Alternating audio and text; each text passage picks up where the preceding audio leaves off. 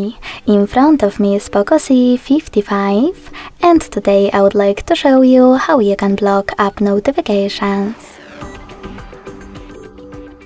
Firstly, go into Devices Settings and scroll down just a bit to access Notifications and Control Center. Following that, click on App Notifications and click on the blue sweater next to one of your apps from which you want to block them. You can turn them back on by hitting the same now gray sweater. If you wish to, you can also tap on one of your apps available on the left and manage all notifications from here.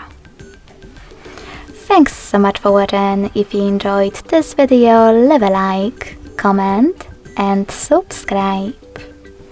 Bye!